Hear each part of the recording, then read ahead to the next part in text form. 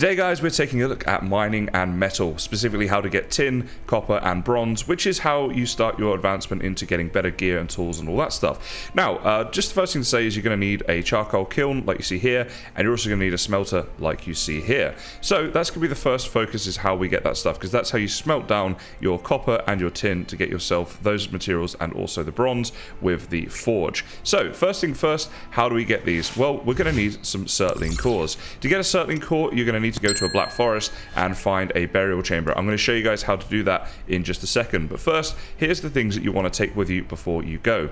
Do gear up with the best armor that you can, because these places are pretty dangerous and you are going to get attacked. Also, be sure to take some weapons. Now, the Stagbreaker hammer is really quite useful. The Stagbreaker hammer can be used to destroy the skeleton spawners if there's a load of them around, as well as attack the different mobs. As well, we want to take a shield with you. You want to take some different options here for attacking things along the way, depending on what might fight you, and also take a good amount of food. Now, some optional items are your hammer and some wood. If you take that with you, the advantage to it is that you can make a bit of a workstation whilst you're there. So you can make your workbench up, make a chest up. As you're going to see, mining is going to take quite a long time, so you might be there for a long time, and there's only so much that you can carry. So what you might want to do is do a load of mining, leave it in a chest when you get there, and then come back for it at a later date with the cart. If you want to see a tutorial on how to use the cart, that is down in the video description.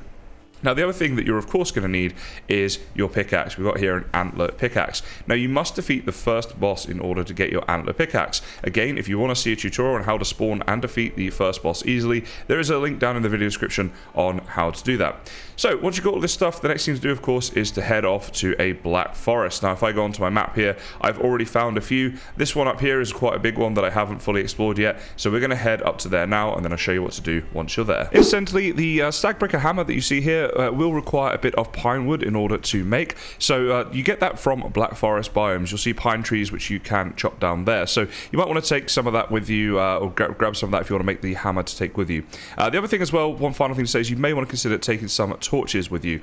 Torches will bring you the light that you'll need when you're going through the burial chambers. This is not essential, and as you'll see later on in this video, I do it without the torches, but it just might be something that as a personal preference you might want to take. Without any further ado, let's go look at how we explore those little chambers and get the Surtling cores. Okay, so as you can see, I'm in a black forest. It tells you the biome on your map in the top right hand corner of the screen, and I found one of these things, which is a burial chamber.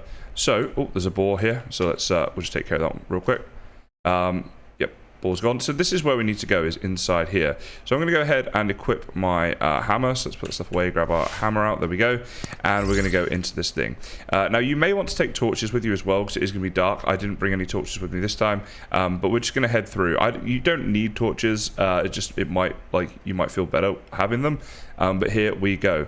Now, in here you can see we've got these little yellow mushroom things, so they will heal your health. You'll find these little doors. Now, apologies for it being dark in here, there's not a whole lot I can do about that. And you'll find these skeletons, and so this is why you need to be careful, and this is why you want a good weapon with you, like the hammer that I've got here. And they sort of stop and then they'll hit, so you can run away from them there and then kill them like that. But just use whichever weapons and armor and stuff you're most comfortable with. Okay, so there's more in here, it seems. Yeah, there's a few in here. Just want to try and get these. Looks like there's a chest there maybe as well. And obviously eat lots of food before you go in, like I've done here. So in the chest here, you'll find some different things. So you'll find all different loot and stuff through here, whether it's chests, the bone fragments that you'll get from killing the skeletons. You might find some like rubies and stuff lying around, and you'll also find a lot of dead ends as well. So you just need to explore through, try and be careful, try and remember your way round as well, like which way you've come from. But what we're looking for are sultry cores. So once I find the room with them in, I'll show you what they look like. Okay, so here's one right here. That's a Surtling core. So we press E to pick that up.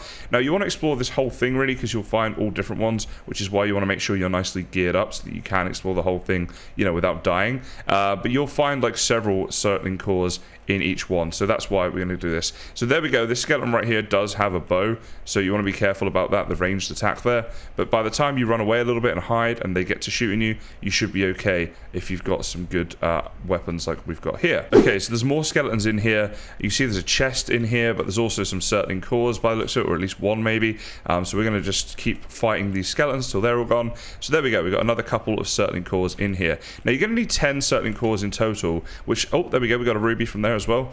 So to get 10, that'll often mean you'll have to explore at least 2 of these little sort of burial chamber things. I have not found more than 5 in one, and so to have the 10, it's 5 for the smelter, it's 5 for the charcoal kiln, is going to be, you know, what you're going to need. So we're going to keep heading through here, see how many we get before we head off. Okay, so that time, that's what we found, just the 3 Surtling cores there. I have actually already explored that one before and took 1 out of it, so we would have got 4 from that. As I say, I've never found more than 5. You do sometimes find a room in those dungeons though that will have like 3 or 4 Surtling cores all in the same room, which is quite nice. But that's what you're going to need in order to make up the kiln and the smelter. So once you have your pickaxe, you can do some mining.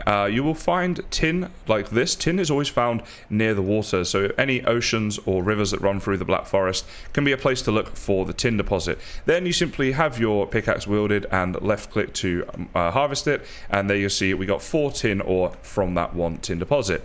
So that's what tin looks like. Be sure to go around and get a good amount of tin, and then we'll also have a look at what copper looks like. Here is a copper deposit. They're these big rocks with these sort of veins going around them, and as you look at it, it does say copper deposit on it. So again, you just need to be stood on that and left click. Now these are not necessarily going to be near the water, although they could be. You'll just find them throughout the Black Forest biome.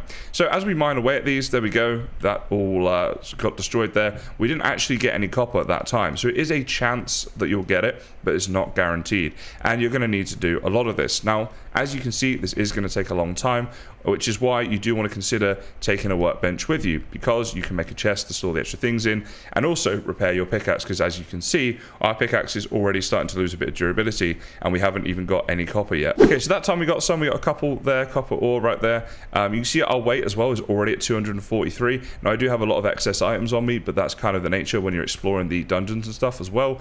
So, you know, you're going to need to consider setting up that sort of workstation around here to do some mining. However, as this is just a tutorial, I just wanted to get a bit of that stuff to show you what the different ores look like. And what I'm going to do now is head back to our base and show you, once you've got the ores, how you can use them to progress through to working with metal. Okay, so once you've got your Surtling cores, what you can do is go into the hammer and right click, and you'll see here to make a charcoal kiln, that's why you need the 5 Surtling cores for that one, the 20 stone, and to be near a workbench. As for the smelter, that is also the 20 stone and the 5 Surtling cores. So that's why we need 10 in total, because you are going to need both of these things. Now obviously I've already made them, but I'm just informing you guys that's how you make them.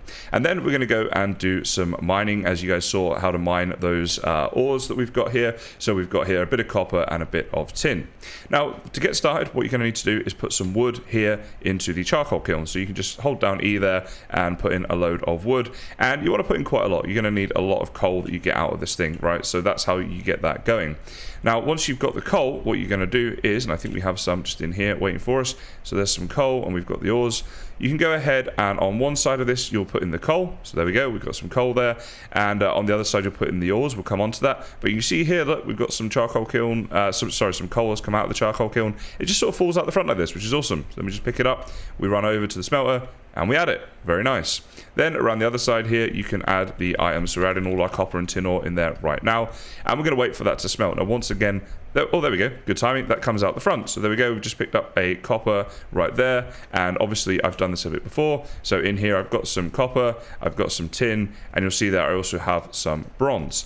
Okay, so once you get the your first bit of copper, oh, hold on, we're actually encumbered here a second. Let's get rid of some of that heavy stuff on us. Still going to be a bit too much. Get rid of some bronze.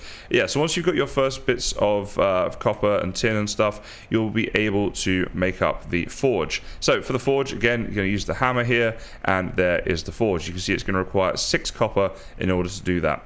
Now once you've made up the forge, you can then use it in the same way you'll use a workbench. You walk up close to it, press E. It will need to be undercover and stuff, just like the workbench, and you'll have different recipes. Now you won't have all of these recipes. What you'll have is a bit of bronze to start off with, but once you make the bronze, you'll unlock some more recipes, and then you'll get some other stuff unlocked, like for example, the cultivator, once you've got some core wood, that recipe becomes available, and you can make all different things there that are obviously improvements on your current tools and armors and all of that good stuff. So that is basically how you do it, guys. That's how you go and get the ore in the first place, how you smelt the ore up, and then once it's smelted, how you actually use it. So if you found today's episode useful or you enjoy Valheim, please do consider liking and subscribing for more Valheim tutorials and Let's Plays. But for now, guys, I just want to say thanks so much for watching, and I'll see you next time. If you really like Valheim, why not check out my live streams of Valheim over on Twitch? There's a link down in the description. I also have a playlist on YouTube full of Valheim tutorials that you guys can check out if you are interested.